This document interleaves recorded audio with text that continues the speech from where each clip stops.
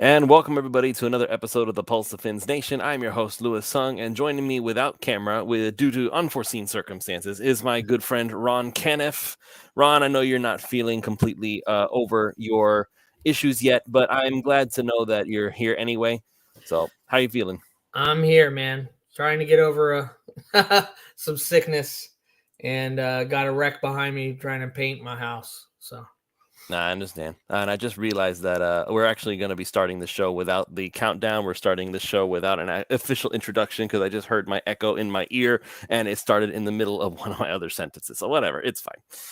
So yeah, I know the no countdown thing threw me off. I was it threw me off too because you said let's start, and all of a sudden we were started. I was like, what?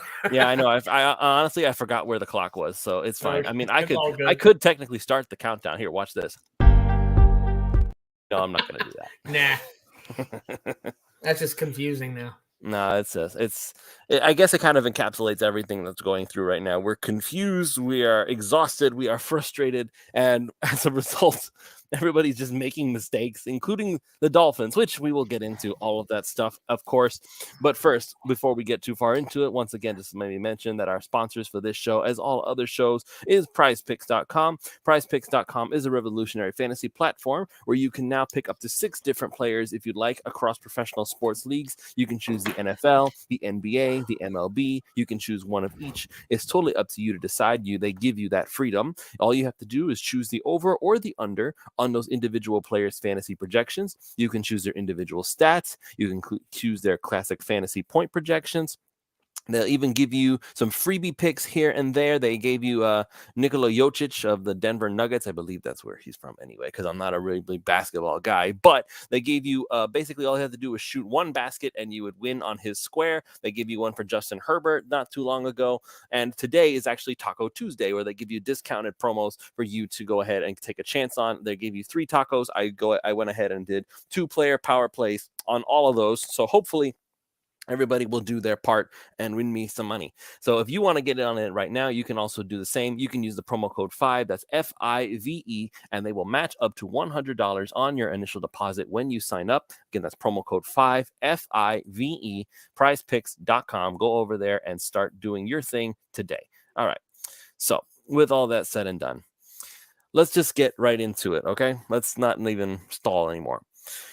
The title of this video is very intentional, and we have to, and you, Ron, as the Tua expert among us, having watched him in Alabama. I don't think there's any such thing at this point, but okay. But you have, I would say that I trust your authority on all things Tua more than my own, because again, you've been watching him since the college days. Yes. So correct. I will go ahead and we will get into everything as far as the news goes and all that stuff. We'll talk about the concussion protocol all over again. But let's ask this question, and I'm going to ask it to you, Ron. Was Tua's meltdown in the second half of that game a concussion thing, or was that just a Tua thing? Well,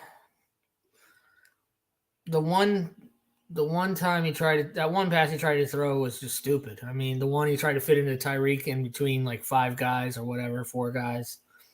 I just don't know. Like, physics says you're not going to really be able to make that pass.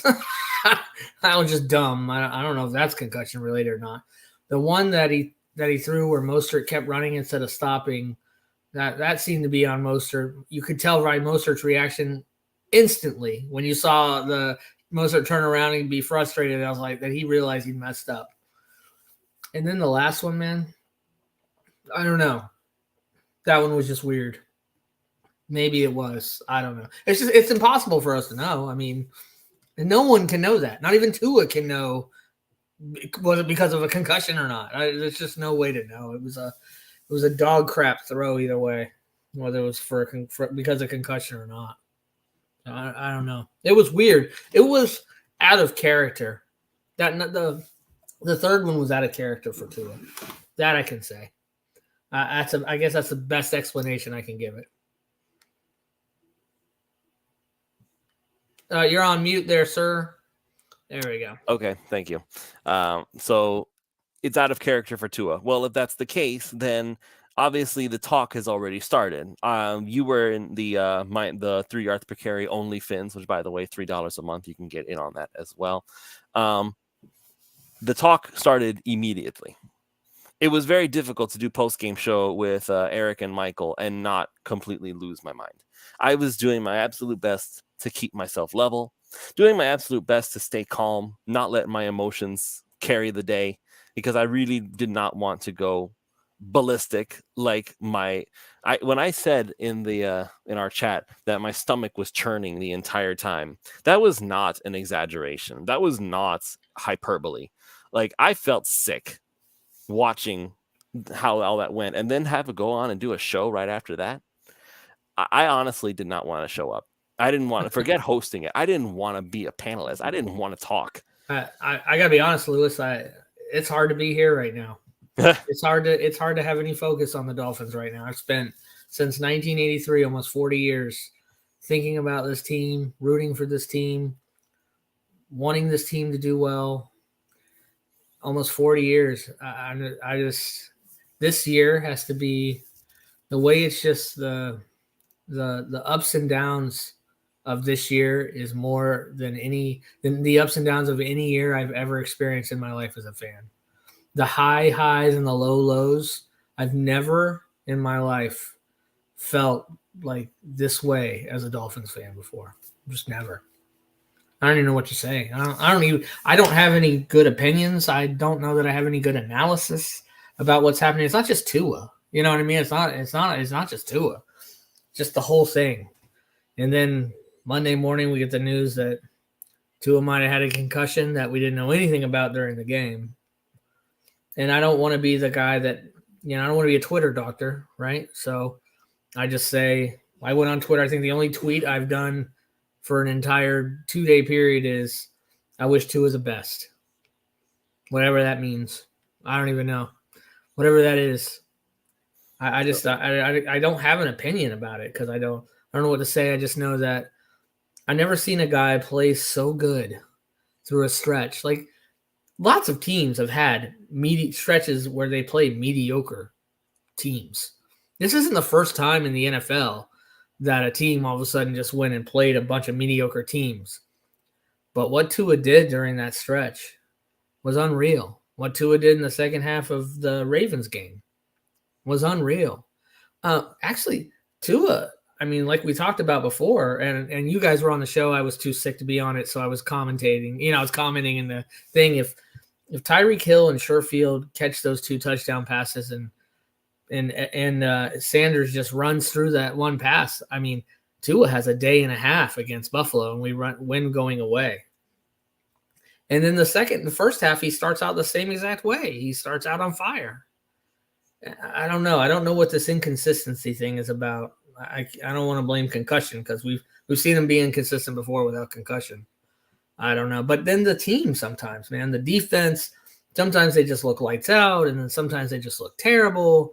And the special teams, man, that's a unit. At least if anything, we can say consistently our special teams unit has been struggling all year. That one's not really like some kind of weird, what the heck's going on? They're just not good.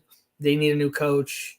It's fine, whatever. At least it's something we can consistently rely on that they're probably not going to do well because they've just been, they haven't been well on coverage, especially. And not on just on coverage, but on kick returns too. They can't get the ball. They can't get their guy. I can't get Mostert past the 15-yard line without 2 guys in his face. You know what I mean? So at least they've been consistently bad. It's not like some kind of weird anomaly. But this team is so Jekyll and Hyde, man. From game to game, in games, from quarter to quarter, from play to play, they're just Jekyll and Hyde, more so than I've ever seen. It's very frustrating. I don't know what's going to even happen the next 2 games. I don't even have a guess at who's going to what. I don't even know who's going to play quarterback. You know what I mean? I don't know who's going to win. I don't know if they should go to the playoffs. I don't know even what that would look like. I'm frustrated, man. It's frustrating. Well, the funny thing is that even now Miami has a very simple path. All the Miami Dolphins have to do is beat New England, and if the Jets lose to Seattle, that's the end of the discussion. They're in the playoffs, which is kind of crazy if you think about it. That means that regardless of what happens against the Jets in the final week of the season, it's irrelevant. Miami's already in the playoffs. And I want to just go ahead and mention Cap for life. We can't give up now more than ever. We got to unite more than ever. Cap, I appreciate you being here. Always do, even if you troll me a lot and call me and say that I don't know what I'm talking about. But it's very difficult right now to fully come up here and say with any sort of confidence that the Miami Dolphins are going to make the playoffs, because right now I don't have any sort of confidence in anything that they're doing. And it's very sad that we've reached that point, because it almost feels like it's always the same thing, right? The middle of the season, Miami looks incredible, like awesome. Even in the early Brian Flores years, we thought to ourselves, "Oh, this is it.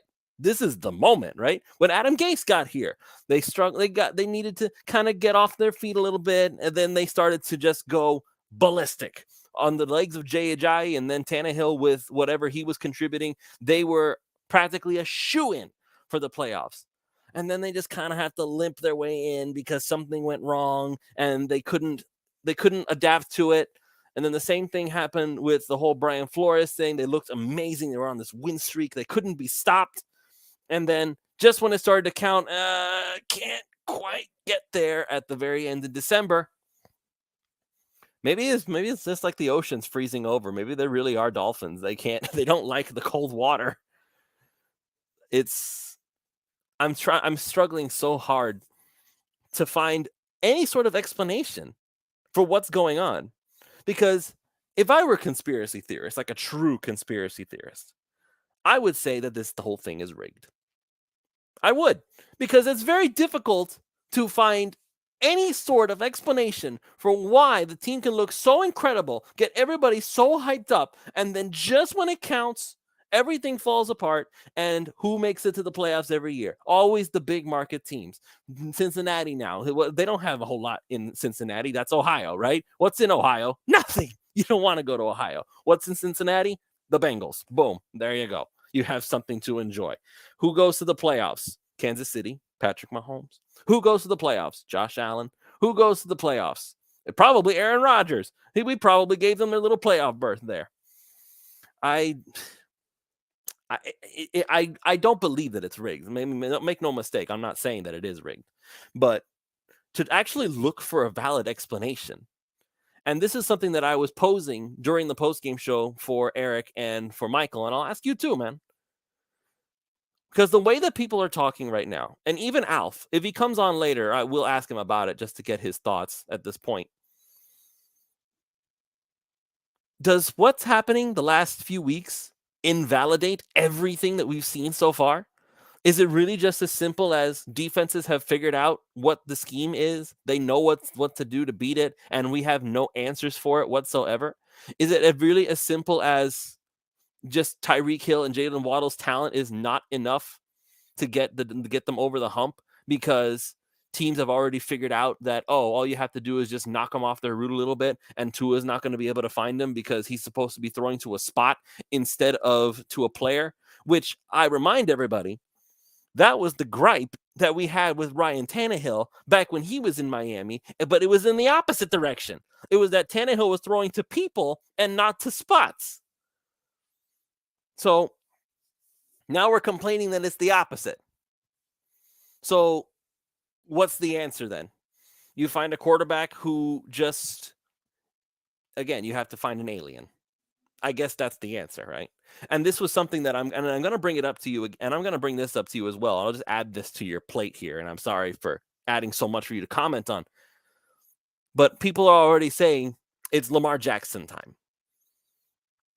Lamar Jackson was not the difference for the Baltimore Ravens this year. Even before his injury, it's not like the Baltimore Ravens were world beaters on offense. There were a lot of people that I've been following. Kevin Ostreicher, who I did on my season, my short-lived season of Behind Enemy Lines, and I will be bringing that back next season for sure at the start, so instead of at the mid-season point. But like, they're all basically saying the same thing. What's wrong with the Ravens offense? Why is it suddenly so inept when it was so electrifying early on in the season? Did somebody figure it out? Was the blueprint laid out for how to beat them? Does Lamar Jackson just suddenly not care about getting his money? I sincerely doubt all of those things.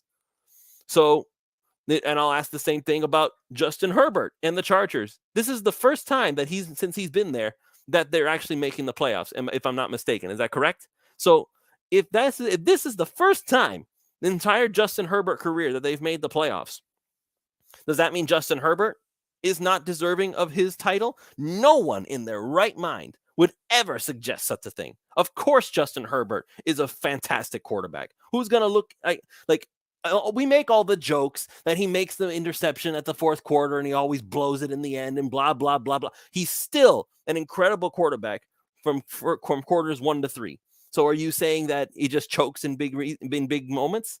Is that the same issue that Tua has? Can you get past that situation with Justin Herbert? Or is that one issue enough to say, you know what, he's not the guy?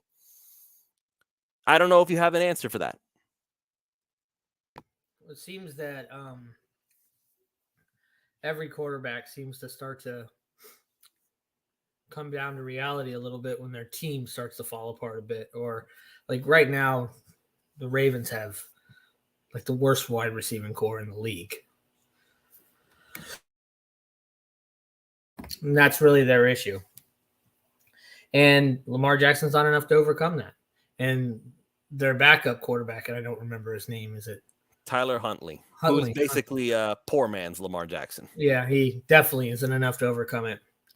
And, you know, when we saw Aaron Rodgers struggle to, you know, he's had some injuries on offense, and then, you know, he has a rookie, and it's just he struggled to figure. Now he's starting to figure it out. Of course, you know, right when he plays us, isn't that how it always goes? But even everybody, look at what Brady's gone through, one of the best ever, and he struggled this year because of injuries on the O-line, and the wide receiving core has been in and out, even though they were all there the last game, which they won.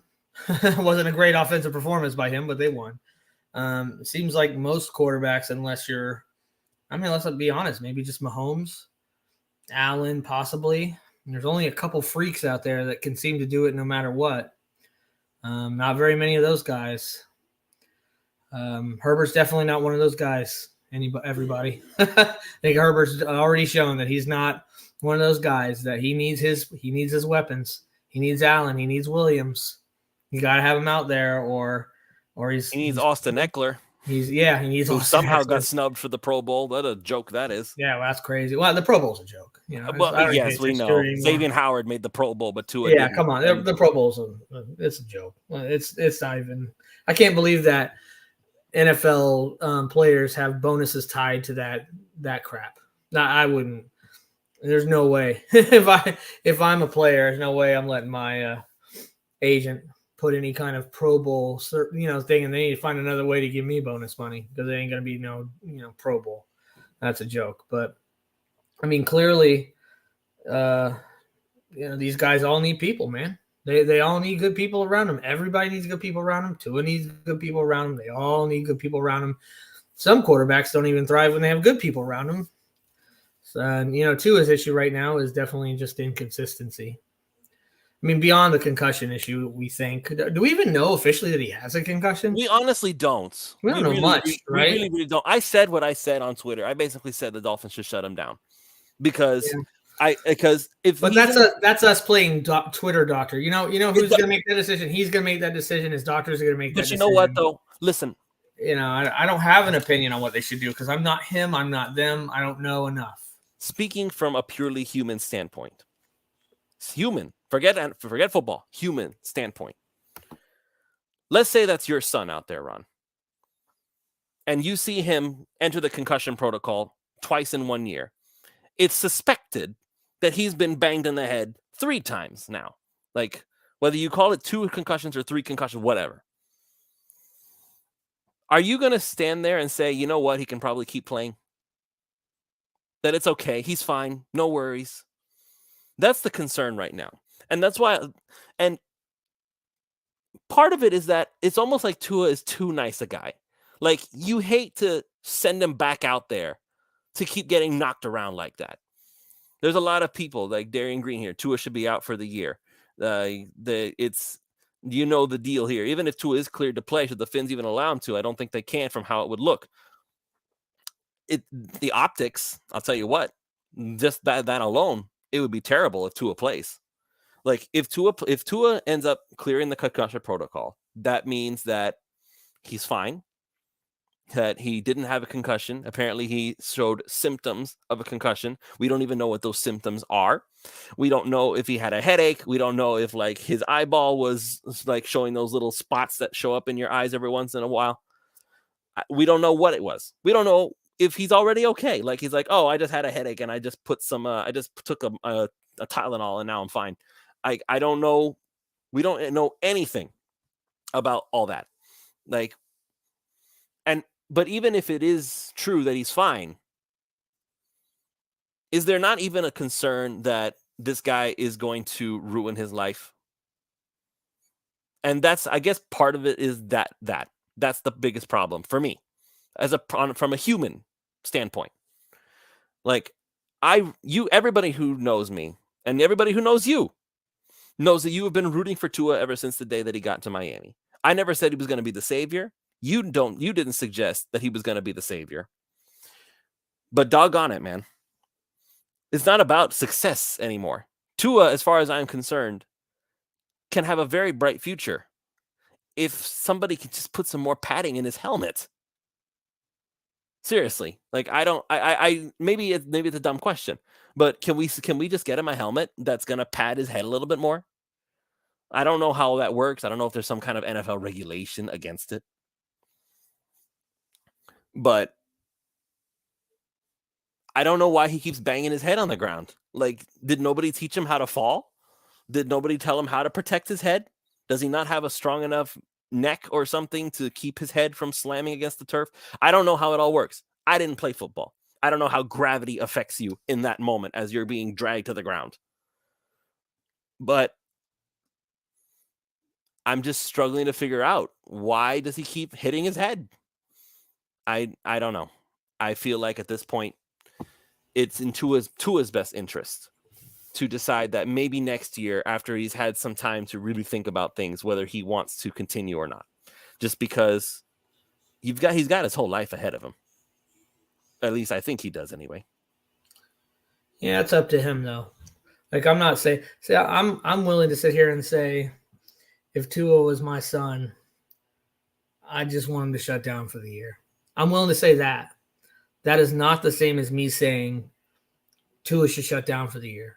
Tua shouldn't play this weekend. Tua should do this and Tua should do that. That's for him to decide and the doctors to decide, etc. What I want for him as a human being is for him to shut down, yes. What I think he should do is whatever he feels is in his best interest. That's what I feel he should do. That's the best way I can put it without playing Twitter doctor or, being hypocritical, what have you. I'm proud of the guy for sticking to his word to the doctors and self-reporting on Monday morning when he woke up with some kind of something, whether it's symptoms of a concussion or woke up with some sort of something that made him go to the doctors, because even though he had made that promise, I'm sure there's players that wouldn't have. They'd maybe try to take a Tylenol and get through it. So I think it goes to his character. I know a lot of people are there now attacking his character, which is hilarious to me. But if he had poor character, he wouldn't have self-reported Monday morning. So I'm proud of him for that. But we know what kind of guy he is. As far as what kind of football player he can be, I don't know anymore, man. I don't know what to think. You see these flashes of brilliance, stretches of brilliance, really, not even flashes, right? Long stretches of just absolutely some of the best football you've seen played in this game. That's the truth. And then you just see some of the worst football played. And you don't know what to believe and who's the real Tua and can he fix it? And then let's say Tua does shut down for the rest of the year. We're going to get Teddy. What little we've seen of Teddy hasn't been great. We saw him a bit in the Ravens game or the Bills game, right? That briefly. was the first game where Tua went out with the back/head injury, whatever people wanted to call it, for a little bit. Obviously, Teddy Cincinnati. looked bad. It's tough to come off the bench. It seems particularly tough in this offense, and McDaniel seems to really struggle when a quarterback comes off the bench to adjust. So that's part of it. He makes really bad calls. I think he struggles to adjust. Period. Yes, in certain situations, yeah. Forget quarterback. He struggles to adjust. I disagree, but I think in situations where his quarterback comes off the bench, he clearly struggles to adjust his play calling. Could be the nature of the offense is so suited, and the plays are so suited to the quarterback he has in there that's great for the quarterback as long as they're in there, and when they're not, that's terrible. But we've seen little of Teddy, except for that, and then he was yanked. Was it the Jets game he was yanked from? Remember, he came in to play against the Bengals. Yeah, he came and played against the Bengals. He actually didn't look terrible there. I think it was the Jets game that they pulled him for the fake. That was fake wobble. The very first he play. He of did the not game. wobble. That was a makeup call that the NFLPA had their hands on there. Thank you so much there for that. But that's about all we've seen of Teddy, right? For the most part. Pretty much. Oh no! Then Skylar Thompson got hurt when he was supposed to play in a game, and played the Vikings. Yeah, and the Vikings, and he looked okay. But and again, ironically enough, that was a game that Skylar Thompson was actually looking pretty darn good to start. Yeah, off. it was. So, I don't know. I just feel like probably best for the team, just based off what we've seen when this team has to bring in a quote unquote backup quarterback, and how intricate it seems to be that the quarterback is part of the game plan from Monday through Saturday, right? And the way the play calls are designed and set up for the quarterback who's playing. I think it's just best for the team, whether Tua is ready or not, since there's a question right now, to just call Teddy the starter this week and be done with it. And that's not for Tua's health. That's just for the best chance for the Dolphins to win, because our short little history with McDaniel shows he doesn't seem to adjust well to another quarterback coming in. If Teddy doesn't get all the reps he can get, and the game plan isn't designed around him, he's going to come in and struggle. So let's just have Teddy be in there, I think, this week. That's what I hope. I don't know if that's how it'll go, but that's my hope. And I have no idea. I mean, New England's a tough defense. They can make some of the best quarterbacks look very average sometimes, including some of the best of the best. Sometimes, Aaron Rodgers and Mahomes even sometimes that defense has been able to make those quarterbacks look extremely average, including Tua. He's looked very average against them, although we've won. He's never really looked spectacular against them. He's never lost any kind of crazy numbers against them. He's never lost against Bill Belichick. I don't know. We'll see. I don't know that this team belongs in the playoffs, Lewis. I gotta be honest with you. I mean, I understand that they're probably going to get there. I just think that's probably going to be an ugly scene when they do, honestly. I mean, it's good to have that opportunity because you never know what could happen. And, of course, I'll be rooting for them the whole way. I'll be rooting for them this week, the next week, playoff week. Of course, I'm not rooting against them. I want them to win. I just think it might be a little ugly. I just don't know that they really belong there. If they're there, they're there. I guess that means they belong there, right? I just don't know how well they'll do against most of the teams, except for maybe Tennessee. And of course, we don't even know Tennessee's going to go. We don't even know they're going to be in the playoffs. I mean, that just goes to show you, though, that even teams that seem to be a lock to make it are not necessarily a lock to make it. And this is something that I'm going to bring up here, because you mentioned that the adjustments situation, and I know you said you disagree, but I want to elaborate more with the whole adjustment thing. And I think it's something that permeates with the entire coaching staff to some extent, because I know that there have been moments where the defense looks fantastic, but there have been many, many, many, many more moments where the defense looks inept. And quite frankly, I'm over it. I'm over it, man. And on the offense, again, same thing. The reason I say that he has trouble adjusting is because I won't sit here and say that he's Adam Gase again. I'm not going to do that, because he did make minor adjustments to his game planning. But his biggest issue is that he keeps falling back into old habits. Like it's like somebody who's trying to break a bad habit and he keeps lapsing into the bad stuff. Mike McDaniel is supposed to be a run game guru. He was the run game coordinator for the San Francisco 49ers. And for whatever ungodly reason, he is obsessed, and I mean obsessed, with the passing game. Like it's unhealthy how many times he wants to throw the ball. Even it's a little hard not to be obsessed with a passing game when you have Waddle and Hill. No, I know that, and I understand that. But if you know that your quarterback is struggling to get things going, and if you know that there's currently concerns about whether or not he should be doing what he's doing, you have no excuse to not get things. Look, like I'm gonna say this right now.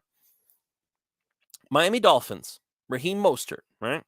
8 carries, 45 yards. That's 5.6 yards a carry. Jeff Wilson, 9 carries, 37 yards, 4.1 yards a carry. And Tua had 1 carry that didn't count for anything, so they gave him that one. That's 18 total carries. All right. What did the Packers have? A.J. Dillon ran the ball 11 times for 36 yards. That's 3.3 yards a carry. Aaron Jones, 6 carries, 25 yards, 4.2 yards a carry. Aaron Rodgers actually ran it 7 times somehow, doing his scrambling thing. And then this one dude, Dallin Levitt, got 1 carry for 0. Now, based on those numbers, you would think that the Miami Dolphins actually had a more effective running game than the Green Bay Packers. And you'd be correct. Because just based on the averages, the entire Green Bay Packers team, with the 25 carries they did have, they averaged 3.2 yards a carry. Miami, 18 carries total, they averaged 4.6 yards a carry. But instead of continuing to run the football, that's the one thing that the Packers did that the Dolphins refused to do. Even if it wasn't working, even if they kept getting slammed right in the face by Zach Sealer and Landon Roberts and Christian Wilkins and whoever else you want to throw in that pile, they did not stop running the football. They didn't. Yes, Aaron Rodgers threw the ball 38 times. They had the ball most of the time. Of course they're going to pile those up. But they did not stop running the football. Never did they just decide, you know what, we don't care anymore. We don't want to throw. We don't want to run it. Like, but it's not working. We're just going to stick to Aaron Rodgers, and that was the end of the discussion. They never did that. They never, ever, ever did that. What is Miami doing? Running game is working. Let's throw it away. Why?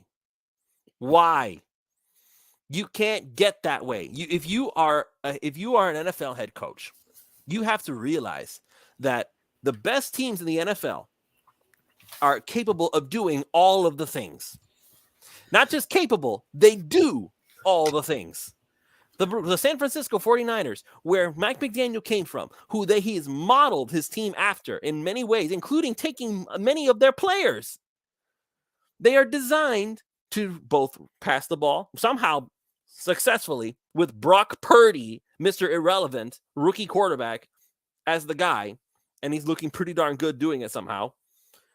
And a lot of running the ball with Christian McCaffrey and these other guys' names I don't remember.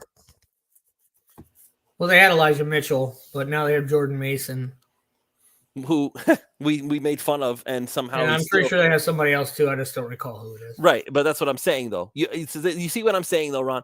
Like all of these teams have a commitment to making sure that every aspect of their game is balanced out. Once teams get crazy with one aspect of it only, and you become that one-dimensional team, you're stuck. You're done. And that's it. That's what it felt like with the Green Bay Packers. It seemed like the Packers knew where the routes were. The Packers started shutting down the run in the second half, though. You know, we were starting to run the ball, and we were not having any success in the second half. I don't care. That was part of the problem. I don't care. You can't just keep running it. You can't just run for a yard each and then punt. Listen, that's why I brought up the Packers numbers. They averaged 3.2 yards a carry. They slammed into Zach Sealer and them so many times that you would think, oh, well, they're just going to give up. And they didn't.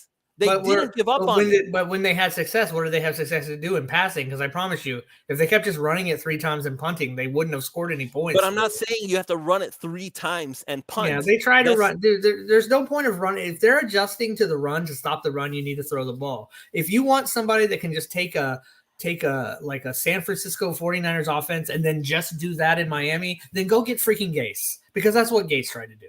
Gase just tried to take his offense and no matter what players were on the field, run the same plays and the same bull crap all the time. That is not what I want. I want what McDaniel does. We just need to figure out how to run the ball a little better so we can stick to it when it matters. That's it. Now, that was this game. The previous game, he just went away from it.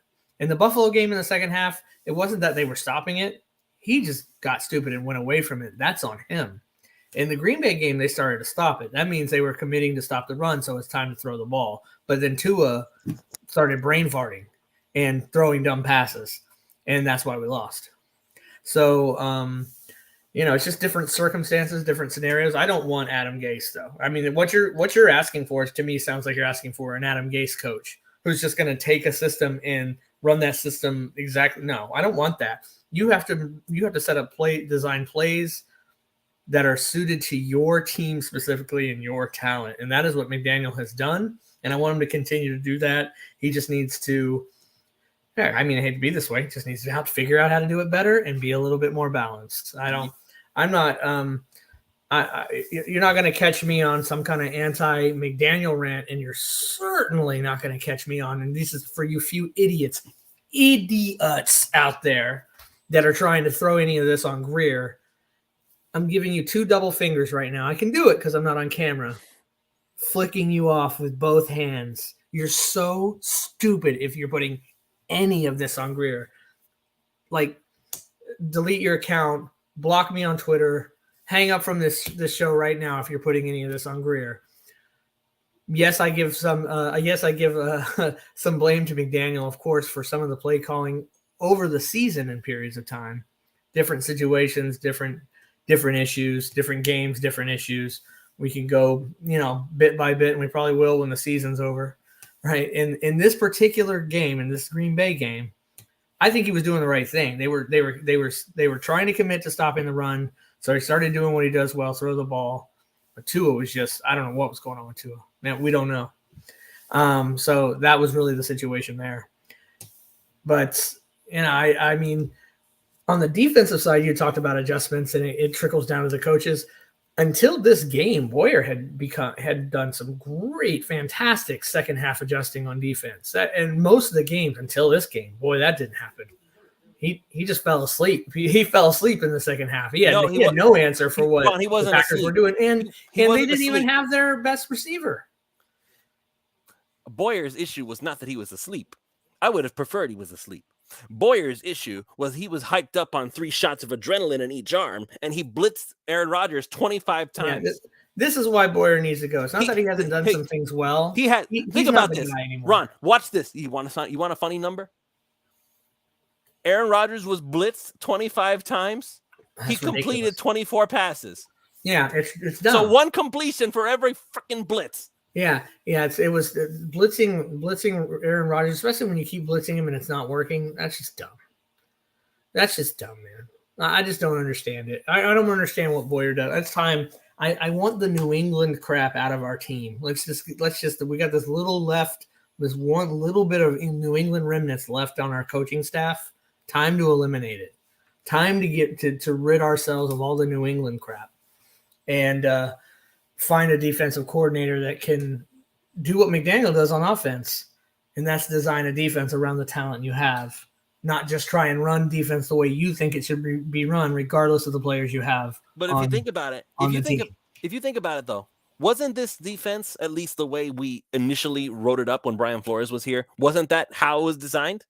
What's different, really?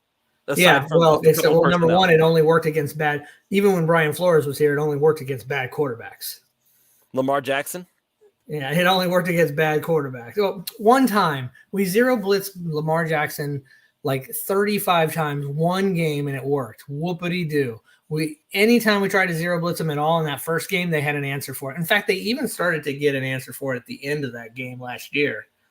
And if you go and watch, there's a really good film study out there. If you Google it or go to the YouTube and go Miami, Baltimore, zero blitz or something like that, you'll find it from last year. A guy does a great job of breaking it down. They even started to figure it out at the end. They started to have an answer for it. But it was one time, one game. Every time this defense has faced a really good quarterback, we've gotten slayed. It's just this, I don't like this defensive design. Like I said, it's amazing against crappy quarterbacks. Last I checked, I don't think Aaron Rodgers is a crappy quarterback. Hey, we got slayed by Brock Purdy, bro. Yeah, but it's not. It's just this. It's no more Boyer. I'm done with Boyer. Not that he's completely terrible. He's not the guy for this defense anymore, man. He's not the guy to teach what they're trying to do. They're trying to put in a lot of zone. He's not the guy for that. He's not the guy to implement that. He's not the guy to coach that. He's not the guy, man. Time for a new defensive coordinator, and which I'm sure will be going on. I'm sure we'll be replacing our defensive and special teams coordinators at the end of this year. I'd be shocked if we don't. I hope we will, because we don't know what Mike McDaniel is as a personnel chooser. We don't know how Mike McDaniel functions as a head coach. For all we know, he may have, he has such a strong loyalty to Tua. I got news for everybody who is hoping and praying that somehow Miami swipes Aaron Rodgers or signs Tom Brady in the offseason or goes and grabs Lamar. You think Mike McDaniel is going to just move off of Tua? He's basically tied his whole head coaching career to Tua. No, he hasn't. He's designed plays around all his players to include Tua. He could easily design players around a different quarterback. He could, but does he want to? Does he want to? If Tua falls on it, if Tua does play the next few games and then gets into the playoffs and falls on his face all three, I would not be surprised if the Dolphins try and make a move for another quarterback. It would not shock me at all. Would not shock me at all. You know what McDaniel wants to do more than show loyalty to Tua? He wants to win. He wants to be successful in Miami. He does not want to be a 2-3 year coaching out. He does not want to do that. So I'm not buying what you're selling on that one. I mean, I'm just trying to read the tea leaves here. It doesn't seem like to me that McDaniel's ready to just throw Tua under the bus. I just don't. I really don't. He shouldn't be thrown under the bus yet. We're not there yet, Lewis. We're not there to just throw him under the bus and say, "Oh, this is done. Time to move on." I understand that the idiotic fans want to do that because they overreact to every play that happens. I mean, we see it in OnlyFans. You see it on Twitter. Every play that happens. Oh my God, this is the worst team ever. The Dolphins suck. Then the next play we make a good play. We're going to the Super Bowl. I mean, it's nonstop. You said it. It's nonstop. And I said it, but I didn't say it as a reaction to one play after I said we're the worst team ever, right? That's just the way that the fandom is. So it's too early to go saying, "Oh, Tua's done. Forget it. It's over. Get this guy out of here." That's not where we are. That's not where we are now. If we keep seeing what we've been seeing off and on, these last few years or these last few games, and that goes on through the rest of the season, and then we go get smashed in the playoffs, and Tua is terrible, then I think the team will look to possibly sign Rodgers or Brady. It's possible. Ron, the last 3 years is overreacting. Yeah, but you still have to take the whole of his play. Can't just take the bad. You have to take the good too. You do. You have to see what he's done well and what he hasn't done well. And he's done some things really well, and he's done some things very poorly. So I think Tua still has a chance to recover from this year, if he can even play. That's a separate issue that we don't know. So we'll see. But I'm not ready to just toss him aside yet, but I'm not far off from it if he continues to show us to just collapse and melt down, because we're not ever going to win games that matter. We're not going to win in December on the road or at home. We're not going to win playoff games with play like that. Simple as that. And McDaniel knows that. Everybody knows that. It's not a secret. McDaniel's not going to sink his career because he likes Tua. I know that he has shown loyalty to him because that's what he felt he needed to do to get the most out of Tua, but he's not going to sink his career for the man. He's not going to do that. So let's just see what happens. We got a few games left, 2 or 3, and we're going to see what happens. All right. Well, we do have the next game coming up, and it's not going to be an easy one. It's New England. So I can't say anymore that it's going to be an easy game because there is not a game we could play right now that is going to be a quote unquote easy game.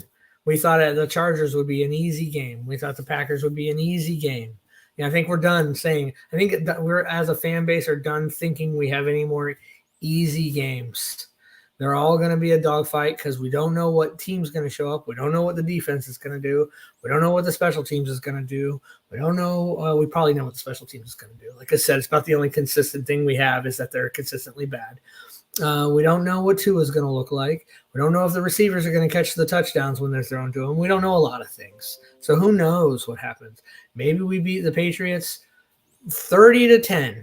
Maybe they beat us 30-10. I don't even have a clue.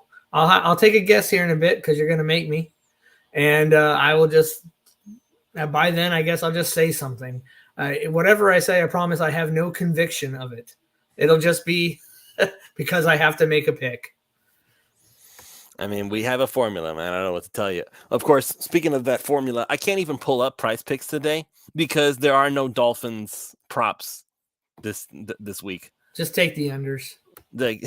Yeah, I feel. Well, you know what? If we're being perfectly honest, if I'm looking at the numbers, Tua hit his over on yards, and so did Jalen Waddle, and so did Tyreek Hill. Oh yeah, he's still even in like the San Fran game. You know, thanks to a couple really big plays, he still got the yards. Now the Chargers game, that one I kind of just that was an anomaly. That was terrible. But yeah, I mean he's played well even sometimes when he hasn't played well, right? He's just seems to be sometimes prone to complete meltdowns. Although this one was weird. It was a very strange half of football, quarter of football from Tua, even by Tua meltdown standards. It was odd, right? It felt really weird. Something felt very off there. But again, we don't, we're not able to know whether it was concussion related or not, or just not. Some people will just assume it was. Some people will say it's not because you're making excuses. The truth is we don't know and we will never know. Mm-hmm. So I guess the only thing left to do at this point is to go ahead and make our picks because we've already discussed everything that needs to be discussed. We've discussed the concussion thing. We've discussed Mike McDaniel. We've discussed whether he even will play. I know Cap for Life is wanting to point out that Justin Herbert made the playoffs, but Justin Herbert made the playoffs for the first time in his entire career, and there's no indication that he's actually going to be able to actually go forward in the playoffs should he make it. There is zero indication that Justin Herbert. And by the way, Justin Herbert didn't miss games. Yeah, that's true. There's zero indication that he has any ability to play in any kind of clutch situation, to be clutch. We have yet to see Justin Herbert be clutch at all. And it was just like he was the same way at Oregon too.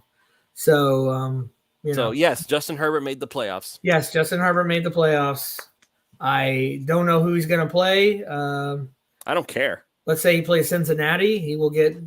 They will get wiped up by Cincinnati. Just about anybody who plays Cincinnati right now probably will. I don't know. I don't know who they're going to play that they're going to beat, but maybe the Jaguars. Maybe. The Jags get there. Yeah, playing the Jaguars. I don't know. Maybe has Trevor Lawrence finally. Tua versus Justin Herbert thing is done. I mean, Tua is his guy. Herbert's his guy. Herbert has his problems. And anybody wants to ignore that Herbert has his problems because he has a big arm. He's tall, blonde, and I don't even know why y'all don't watch. You all watch football like for different reasons than I watch football. That's all I could say about that. Y'all like different things about football than I do. You guys. Anybody who thinks that Herbert's just some amazing quarterback. He has an amazing arm. He's a Greek god, Ron. He's a physical specimen. He's Apollo. He's Apollo on Earth. That's where it ends. I don't know that it's ever going to go further than that, to be honest. But he has a ways to go. It's only his third season, so we'll see. So let's go ahead and make our picks. We're going to New England. Mac Jones. Mac Jones sucks. Now let's talk about this. That offense is terrible. And even if Tua has a bad game, or if it's Teddy Bridgewater and he doesn't have a good game, we have no business losing to this freaking team. Their offense is crap. So I suspect that we'll win it somewhere in the range of 20-13, something like that. We have no business losing to this team. We have too much talent to lose to a team that has that bad an offense. I mean, it's terrible, and it's not getting any better. I tell you what, if Mac Jones shows up against us, that Boyer should be fired before the Jets game. That's just the truth. You fire Boyer right there, and you give whoever you want. You give them a game or two if we were to beat the Jets and then go to the playoffs, right? Defensive coordinator Sam Madison. Yeah, whatever. I don't care. Who would care at that point? You have no business letting Mac Jones and that Patriots offense score more than maybe 10, 13 points, a couple field goals and a touchdown. That's it. So we should be able to muster 14 or 20 points, right? And win the game. So, you want me to do the other stuff though? The underrated, overrated MVP? Yeah, go ahead, give it your best shot. Why not? I'm seeing comments like this from Bye Bosworth. We picked the wrong guy. We picked the guy who's slow and has a weak arm, like Mad Dog Jim Mandich. I assume said once. I like my quarterbacks like I like. Greer should be fired. Big. You're dumb. I'm sorry. You just don't know what you're talking about. Greer has put together a roster and a half, and Herbert is not. But he made the Cardinals in, Ron. He picked the wrong quarterback. And dude, think about it. Herbert has this amazing, spectacular arm, and he still isn't very good. Imagine what he would be if he had just a regular arm. He wouldn't even be in the NFL. He's not a really great quarterback. Sorry, but whatever, bro. If people who watch football just to watch the guys throw balls hard, I don't know. I guess that's you. But that ain't me. That ain't why I like football. But anyway, let's do. Let me do the overrated player, Gesicki, dude. That dude's not even going to. He did my under again on Prize Picks. Woo-hoo. Yeah, if his what's the over under? What is it? There's nothing. There's nothing. That's what I said. There's no. I meant what was it last time? 2 catches. It was 2 catches, and you took the under, and you still won because he had the 1 catch. That's funny. Yeah, so Gesicki, I'm just going to take the easy way out on that. Go ahead, go easy, Ron. Go easy. I'm not gonna. The underrated. You're not feeling well. I'm not going to give you a hard time. The underrated. I say that Scherf has a big game. Let's give Scherfield was half a yard away from hitting my over. Yeah, sure. I'll say Scherf has a big game, and the MVP. Let's give it to Teddy Bridgewater. I think Teddy's going to play. I don't know. About that? We still haven't heard anything about concussion protocol yet. So, quite frankly, I don't know. I'm still not convinced. I'm not convinced. I'll just quickly repeat: if you're based off the fact that this offense just seems to be the quarterback really just has to have all week to prepare and prep, and maybe you just don't know what's going on with Tua. Let's just start Teddy. And maybe we just throw 2 on reserve if he's able to come back from concussion protocol. Same thing that happened with when they started Skyler. Then Skyler got hurt and they had to put in Teddy. He had come off concussion protocol. So just kind of that same situation. If indeed Tua can be active, right? Let's just let him be active. But start Teddy. All right. So let's go ahead and I'm trying to not. Like I know the show is about the comments, but it's like because I see people saying Gardner Minshew. I'm like, really, Gardner Minshew? That's what we're going with now. Yeah, I can't. My eyeballs hurt right now because I rolled so far back into my head. Don't get your own concussion, please, Ron. Yeah, I'm gonna give myself an eyeball concussion. Like you ever never mind. I'm not. It's a dumb joke. Never mind. I'm not gonna go there. All right, make your picks and let's get out of here. Okay. My picks. Overrated player. You know what? I'm gonna say the overrated player is going to actually be Jalen Waddle. And I say Jalen Waddle because if it is indeed Teddy Bridgewater that's going to be throwing the football, I think Teddy is going to be wanting to throw to Tyreek a lot more than to Jalen Waddle, just based on the fact of, let's say, pedigree. I feel like that Tyreek is going to get a lot more attention this game than he did in the previous game, which is actually interesting because if you look at the stats, Tyreek has had a lot less catches in these past few games. He only had 4 catches against the Packers. Mind you, granted, it was for 103 yards, but that was that long 52-yard bomb. But still only 4 catches for Tyreek. So I figure that he's going to get a lot more catches in this game. My underrated player, I am going to go hope against hope.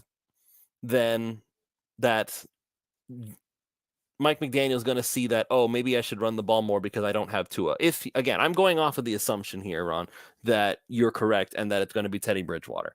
I'm still not convinced, but I'm going to go off of that assumption simply because I have no reason to assume otherwise at this moment. And I'm just going to go ahead and say that, yeah, I'm thinking that maybe Jeff Wilson is actually going to break a few good ones here. And as for my MVP. What about your buddy Mostert?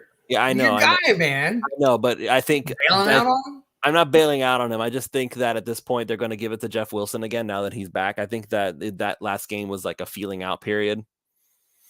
So next for my MVP, I'm going to go ahead and I'm going to mention I'm going to say that Javon Holland has to step up big this week. Like he's going to have to, like on the back end, he's going to have to be all over the field. Like I really, really believe that. Why? Because Mac Jones is such a surgeon? No, because I feel like that the linebackers are not going to be doing very well in the middle of the field, and Holland is going to have to make a big play to make them pay for it. Because we all know that Landon Roberts is a liability in coverage.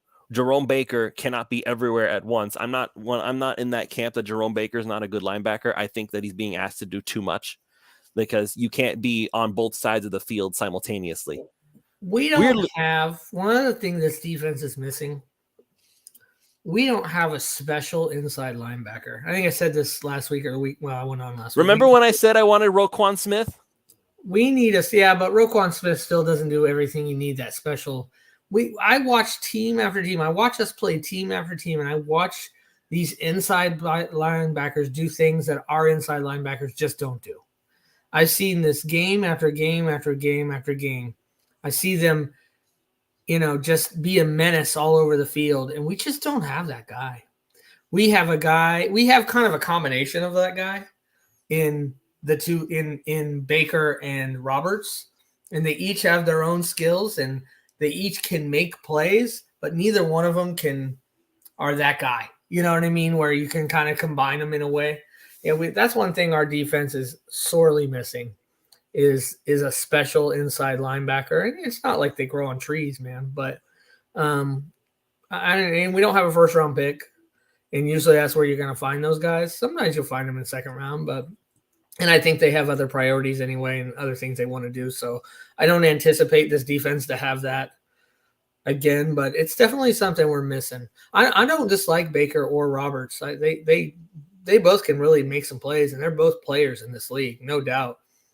But we just don't have that dude. And I think, for our defense to be truly special one day, we need him. We need that guy. All right, fair enough. So those are our players. My final prediction for the game. I'm going to hold out to my last bit of hope, and I'm going to say Miami has a comeback and beats New England in New England. And I'm going to say that the Dolphins win. It's not going to be a dominant win. I'm going to say 24-20. Yeah, you're like me. There's no courage of our convictions. No, I have no courage of my convictions right now. No, I don't. Yeah, because I just don't know what to even think of this team right now. Honestly, we just did an hour-long podcast, and I was thinking to myself, like I was talking to a friend of mine. He's down from Tennessee, actually, and where I'm going to be moving soon, by the way, everybody. And he's from Tennessee, but he's a lifelong Dolphins fan like me. And I told him, I was like, man, I don't even know. I'm about to go here do an hour-long podcast. I don't even know that I have anything halfway intelligent to say. I don't know that I have any real opinions. I don't know that I have any real analysis. I don't know. Not even sure what I just talked about for an hour. You're with me, Ron. You'll find something to say as long as I'm here to provoke you. Yeah, there you go. Yeah, I have things to say. I don't know if any of it's worth a crap. But anybody blaming this on Greer, get out of here, man. Get out of here. Come on. This guy's put together a nice roster, and you're going to see even more so here in the next couple of years as that new $2 billion+ deal that the league just signed with YouTube, and what that's going to do to the cap, and how that's going to inflate some of the salaries of receivers and defensive ends, and some of these contracts that we've signed that you say are dumb or bad contracts or whatever, or left tackles, etc. These are barely going to break top 10 in the next couple of years as it expands, and we'll have and you're going to see those as deals. So was smart what we did. I think Greer's done a phenomenal job. Has he been perfect? Is he Ozzie Newsome? No. Has he done a really, really, really good job building this roster? Absolutely he has. Does he have a few weak spots? Yes, it does. But I think he's done a phenomenal job. Blaming anything on him is just silly town to me. I mean, again, the only thing everybody keeps bringing up is the fact that he drafted Tua. Like, that's how low. Like, the Tua roller coaster continues. In the middle of the season, Tua was MVP. Now he's literally the worst starting quarterback in the NFL. If you were in OnlyFans, you would know that there was a whole bunch of, and we got to see this summer, inside politics that had to do with that pick. And it wasn't just Greer went and drafted Tua because that's what he wanted to do. I promise you that. So you're suggesting that? I'm not suggesting anything. Go to OnlyFans. That's what I'm suggesting. Pay $3 and see some of the ins and outs of what some of the stuff that truly went down behind the scenes around that pick, because it wasn't as simple as people think.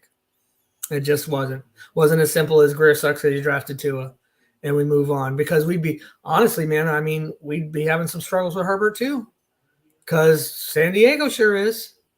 Right? I'm sorry, who? Oh shit! Sorry, LA. Damn it!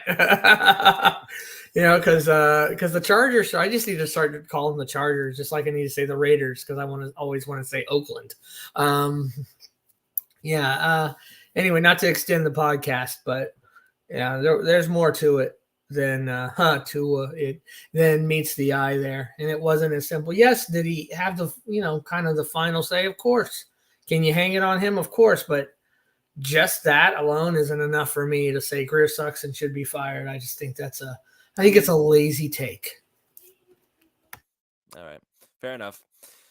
Alrighty, folks, we're going to go ahead and we're going to call it here. Thank you all so much for joining us. I'm going to go ahead and say thank you for everything, as well as thank you for Prize Picks, once again, for being our sponsors. If you haven't gone over to Prize Picks yet, go ahead and do that. They are the revolutionary fantasy platform that lets you pick up to 6 different players to win up to 25 times the amount of money that you put in. Just a simple $20 bet. If you somehow manage to get all 6 of them right, you can win $500. And that's something that I managed to do not that long ago in NBA, of all things. So if somebody like me, who doesn't know anything about basketball, can win $500 with Prize Picks, you can go ahead and do the same thing. Use the promo code 5, that's FIVE, and they will match up to $100 on your initial deposit when you initially sign up. Again, promo code 5, FIVE. Go to prizepicks.com. Get started winning today. All right. And with all that said, thank you all so much for joining us, ladies and gentlemen. We will see you all next time.